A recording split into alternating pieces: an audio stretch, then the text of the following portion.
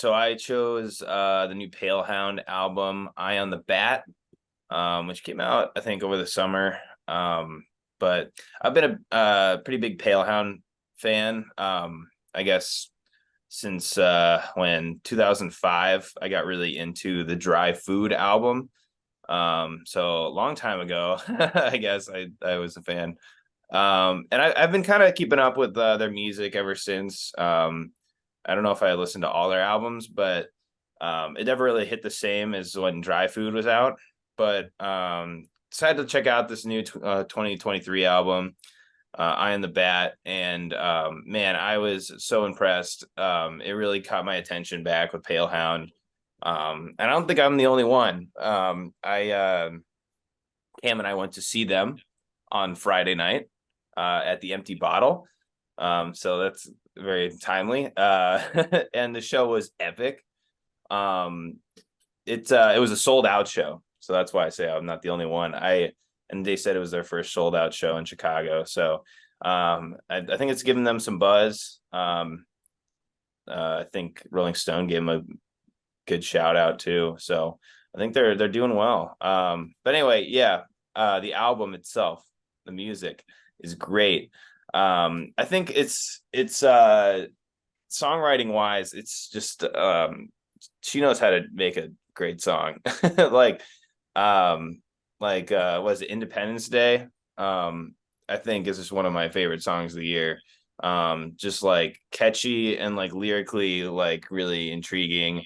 Like the idea of breaking up on Independence Day, talk about some independence.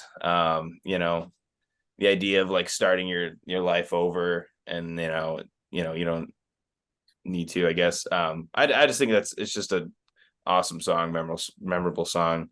The Clutch is super rocking.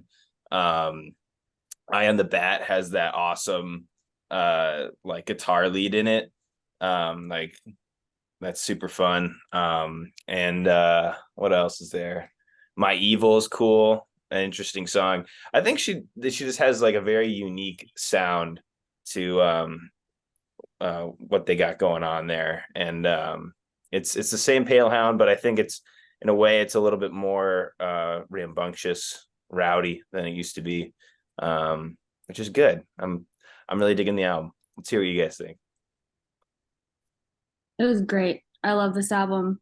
I mean, you showed it to me, and we saw them on Friday, like you said, and they're just so good. And they played a lot of older stuff too, which was interesting because I wasn't super into their older stuff, and it is like it's not that different, but it's definitely different enough from this that you kind of see the evolution. This is it's a little poppier and a little catchier, and like there's some good hooks on it. Matt hates the song Good Sex, which I think is funny. He skips it. I think it's okay. I forgot to mention that.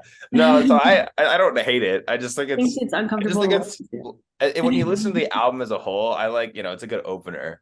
But it makes me laugh. Just like, I don't know. That's the point. Yeah. I think being uncomfortable is like the whole point. It's like exactly a relatable awkward situation, which is sort of this whole album is like it's a very relatable, like laid back indie rock album, and this slots in really neatly with a lot of the bands that I listened to in college.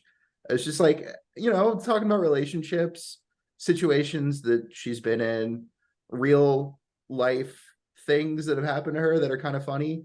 And I like that. I like bands. I've been working on that Green Day video, right? And I've been listening to a lot of fucking melodrama. And this is just a fun little laid back, like, I don't know, a collection of memoirs. I would call this like almost like sad girl music in a little way. But in a really fun, relatable way. I don't know. I didn't know they existed before today, but I'm going to go back and listen to more Palehound. Nice. Yeah, it's sad girl music with an edge, I would say. Yeah. It's edgy a little bit, yeah. Yeah, I've been in a kick where I haven't really been wanting to listen to sad girl music lately because that's just not my vibe. But this was like a nice little like alternative of that because when the first song started, I was like, oh, here we go, like more sad girl music. And I like myself have not been a big Palehound fan. I never really got into them that much, probably because it was sad girl music. But this is a lot better. I really like this album. And it does make you feel really uncomfortable. I need to go back and listen to the lyrics. I think there's a lot of good like songwriting lyrics in this too. I actually really like the first song though, Matt. I don't know why you don't like it. I don't not like it with a song. I just think it's exactly what Tim said. It's like a comfortable, but that's like the point, and it's funny. I don't know. Controversial. Matt hates it. I'm not gonna like go back and I'm not if I'm listening to one song on the album, I'm not listening to Good Sex. I'm listening to like something else. And I was saying too, I was telling Cam at the show, I'm like, they're definitely gonna open with Good Sex. Like, where else would you play that song if not the They beginning? did, yeah. They did. Like they came out and like cold opened with it. It was great. Yeah. That's awesome. Cool. Love that. Anyway. It's fun to show people like, oh, like just found the super cool album, Palehound. Like, let's listen to it. And they're like, oh yeah, okay. And then like Good Sex is the first song. And then, but yeah, I love this album. I think everyone kind of hit the nail on the head here. They're awesome. Would love to see them live. I had the chance to, and then couldn't make it happen, and I'm regretting it. But yeah, I love Independence Day. I love The Clutch. Awesome album.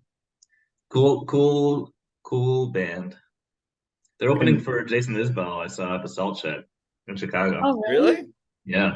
Cool. So got the Yeah. Jason Isbell stamp of approval.